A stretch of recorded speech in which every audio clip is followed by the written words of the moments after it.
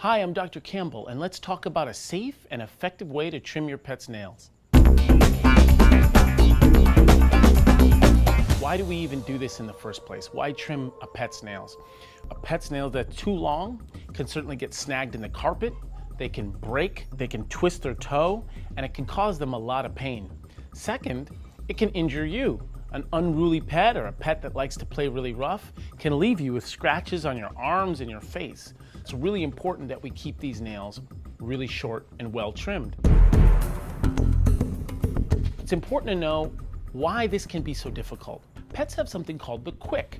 In the quick, you have blood vessels and nerves, and no one really knows how far that nerve goes out into the nail. What happens when you hit the quick? Well, before we talk about that, let's find out how we identify the quick. On a nail that's clear, you can see it. It's red, it's very, very obvious.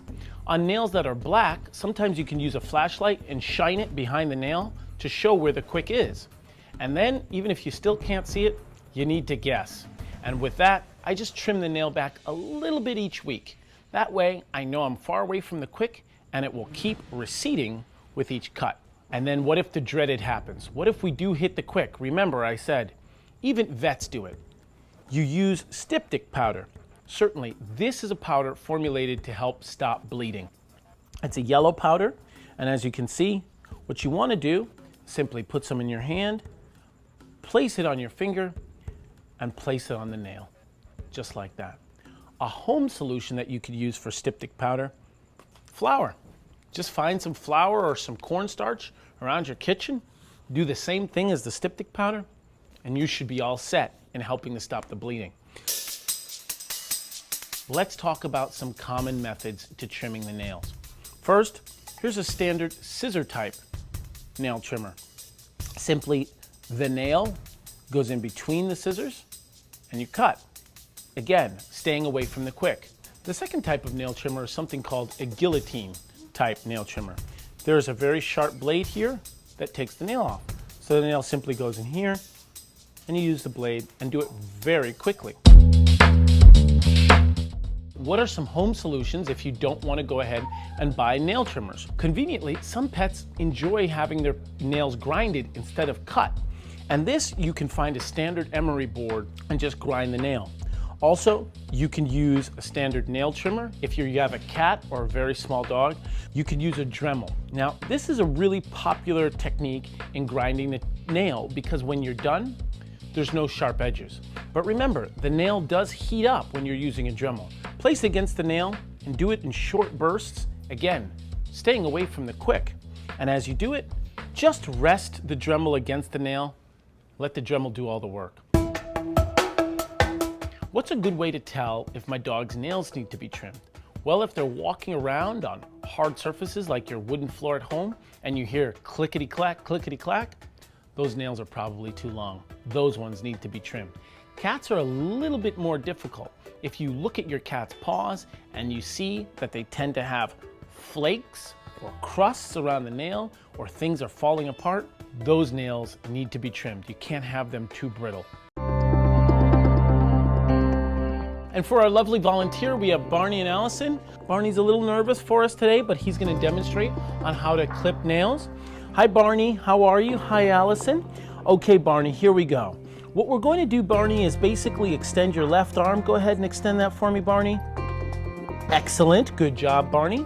And as you can see, Barney has black nails or really darkly pigmented nails.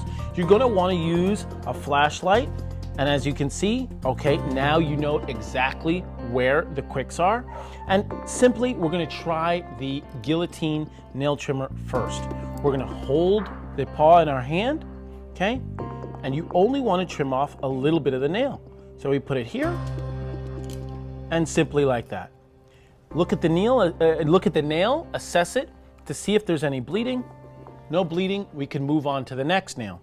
Here I'm going to use the scissor nail trimmer. Again, paw extended. Barney's very, very cooperative. We're going to basically place the nail in the scissor and take off a little bit. Look at the nail, and there's no bleeding. I am certainly not going to have Barney volunteer to bleed for us today. So what we'd like to do is just practice In case we accidentally hit the quick, we're gonna go ahead, trim the nail. There we go, no bleeding. But if there was, you simply place a little bit of the powder here on the table, place it on your finger, and apply it to the nail, just like that. Okay, you could do it multiple times to help stop any bleeding. And Barney's been doing fantastic. Let's say you have an unruly dog or an unruly cat who really doesn't want their nails trimmed. You can certainly use the burrito method. You all right, Barney? What we're gonna do is just wrap them up in a nice little tight burrito. We can use a towel as our tortilla and basically wrap it around Barney. There you go, just like that. And Allison here is gonna help Barney extend the right paw, and boom, there we go. Good job, buddy, good job. We're gonna use a scissor technique here and just go ahead and trim the nails, just like that, and we'll be done. Or guillotine. Sometimes if you're using a Dremel, just want to touch it to the nail and stay away from the quick. Now that we got a chance to talk about why your pet's nails need to be trimmed, all the various apparatus you can use to do it, and we got to demonstrate here on Barney exactly how to do it, just remember to be loving but firm.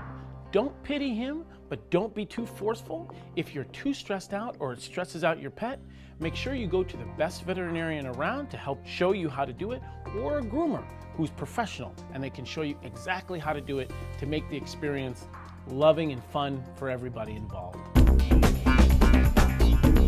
you have a medical question you'd like me to answer?